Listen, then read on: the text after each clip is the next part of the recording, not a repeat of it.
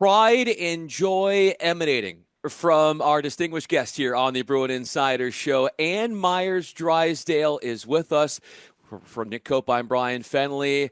Myers Drysdale needing no introduction. She was part of the last UCLA women's basketball team to win a national championship. Firmly knows what it's like to play in a Final Four, which is only timely that we get a chance to talk to you, given that this 2025 rendition of UCLA women's basketball is into a Final Four. Thank you so much for taking some time with us, Ann. I really appreciate it. Oh, thank you. One of the things that Bruin head coach Corey Close has mentioned is that you send her encouraging, uplifting texts just about before every game. What kind of messages are you trying to get across, and how much do you think it's really resonated with Coach? Well, I'm not the only one. There's a lot of alumni that send her texts, and I'm just in awe of how she's able to balance the people that keep coming at her and keep her focus with her coaching staff and with her players and preparing them. And nobody prepares, I think, as well as Corey Close. And to see her over the years and to see her play, used to call her games when she played at Santa Barbara. So. And then I know how close when she was an assistant with her coach, Mark French, she would always come down and bring her team to go see Coach Wooden. And so she was very close to Coach Wooden. And then she went to Florida and was an associate head coach there. And, just the timing was right for her to come to UCLA. She's very much in that shape of what Papa was like as a coach and a teacher. And I think she takes very good care of what needs to be done and presented to her players, and their players love her. And I think that's, really, and we have a lot of coaches throughout the country, both men and women's side on all different sports where players just adore their coaches. But, Corey's just got such a deep faith and, drive and passion for the game and making her players not just better players on the court but better teammates with each other, but better people. And I think that's the big draw because she's got such a great personality and sense of humor. But, we're just very fortunate, not just only the players that played in 78 and 80 and even before in the early 70s that played, the alumni, but so many alumni just gather around and support Corey and her staff and what she's doing.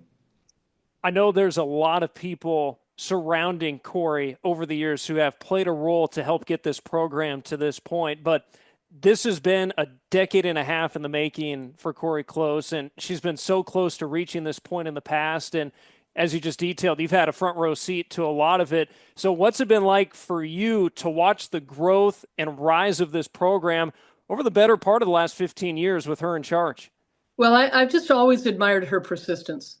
And, she hasn't had some easy years. Certainly taking over for Nikki Fargas was not easy. And Nikki had done such a great job when she was at UCLA for the short time she was here. And but Corey was just the right person. And Rayford and Betsy Johnson really embraced her. And so many other alumni and names at UCLA. And Dan Guerrero, I think that was huge. But she hasn't had it easy, whether players have gotten hurt, and she's only had like 7 players at times. And but her perseverance and her tenacity and her will for excellence, which is something that we take great pride at UCLA, is striving for excellence and having that greatness come out of you. And she certainly brings that out of people. So, I just look at what she's done, and she's such a teacher. I mean, we know she's Coach Corey Close, and I just think that she's such a teacher in so many ways, not just on the basketball court, but in life. Joining us on the Bruin Insider Show is Ann Meyers Drysdale, looking ahead to the Friday Final Four. UCLA women will be taking on UConn, 6:30 local time here out on the West Coast. When you think about that game, and you think about your experiences playing in a Final Four and a national championship, how nostalgic is it for you? And how much are you, in watching and being there and seeing what this version of the team is doing, are you living vicariously through them? Well, no, because this is them. This is their time. And not just me. Like I said, I'm on a thread with most of the players that played on that 78 team, and even the ones that played before, and then the ones that played after. So there's about 20 of us on this thread. And so we stay in touch. All of us are so excited and proud of this team. And this is their time. But it's nice that somebody like Corey that does bring up what we did in 78, and the media, and for whatever reason cannot get it right that this is the first time it's a Final Four. We for years have gone to the NCAA and UCLA to recognize the AIAW championships. Just because it's NCAA doesn't make it's the only thing that happened. If you go back to the AIAW days, a lot of schools recognize, and the NCAA recognizes the coaches. They recognize coaches from that generation and their wins and losses, but they won't recognize the athletes, whether it's basketball, volleyball, track, swimming, whatever it is. Those AIAWs, as a matter of fact, UCLA also has a track championship back in 1975. And but for UCLA not to recognize those championships, let alone the NCAA. So we've worked really hard to get the NCAA to try and recognize the AIAW athletes and championships, which is an uphill battle because obviously they have a lot of other things on their mind.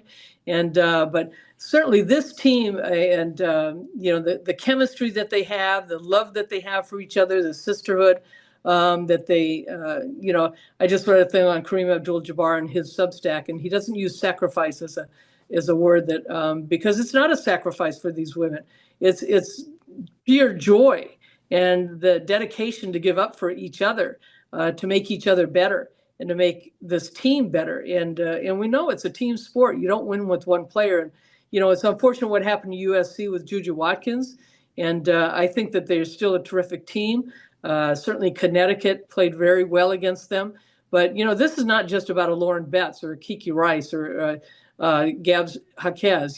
There are players on this team. They all step up at different times. And everybody absolutely is joyous for each other. And I think that that's what makes all of us in the past that have lived our, celebrations and so forth, know how exciting this is and how meaningful this is. And, it can go any way. It can go any way. But, as Papa, Coach Wooden used to say, failing to prepare is preparing to fail. And I don't think that Corey Close does not have her team prepared to the best of their ability.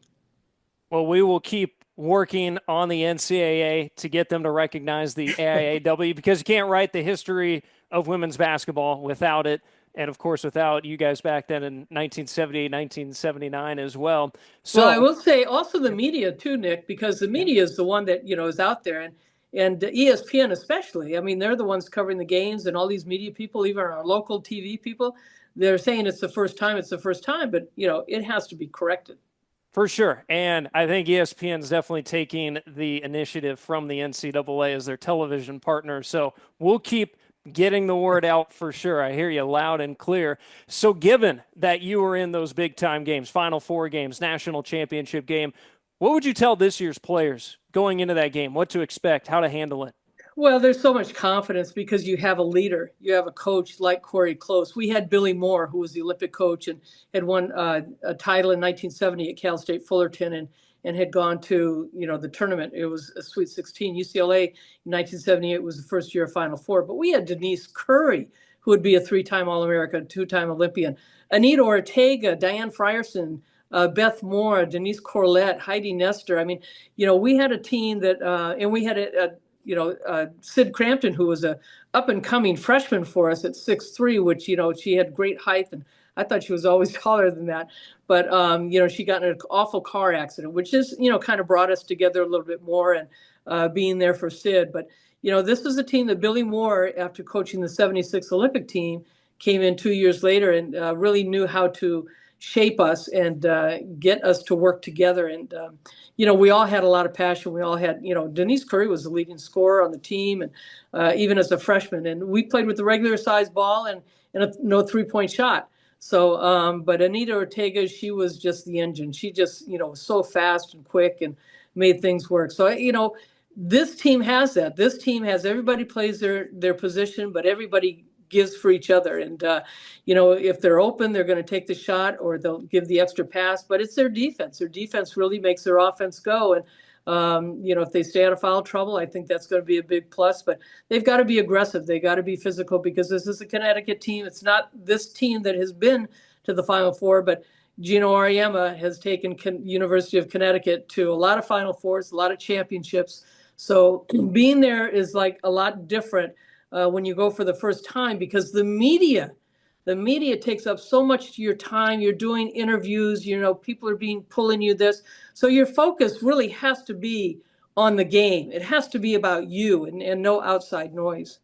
If there's one person as we wrap up this conversation with you, Ann, that can make sure that the outside noise doesn't infiltrate what's going on in the symbiosis of the culture of UCLA women's basketball, it's head coach Corey Close. She's going to make sure that nothing is going to get in the way of the focus and the concentration that is going to go into that Friday night, 6:30 local time out in Tampa, though, so 9:30 Eastern time when it is UCLA taking on UConn. Final Four. So fun to catch up with you, Ann Meyers Drysdale, on the Bruin Insider Show. Really appreciate you taking the time. I know you've got a lot going on, so appreciate you doing this.